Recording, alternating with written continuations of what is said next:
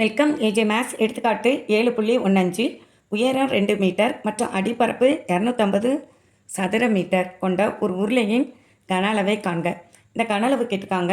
இதில் என்ன கொடுத்துட்டாங்க, உயரம் கொடுத்துட்டாங்க 2 மீட்டர்னு, இதுதான் உயரம். அப்புறம் என்ன கொடுத்துருக்காங்க, அடிப்பரப்பே கொடுத்துட்டாங்க. இதுவும் அடிப்பரப்பு தான், இதுவும் அடிப்பரப்பு தான்.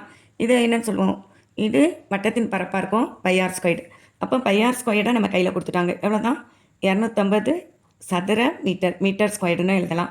உயரம் எவ்வளவு, 2 மீட்டர். இப்போ நம்மகிட்ட யாரை கேட்டிருக்காங்க, உருளையின் கன அளவை காண்க.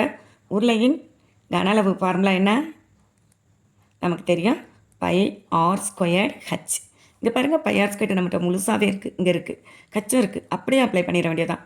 250 × 2 எவ்வளோ வரும், 500 வரும். 500 மீட்டர் க்யூப்.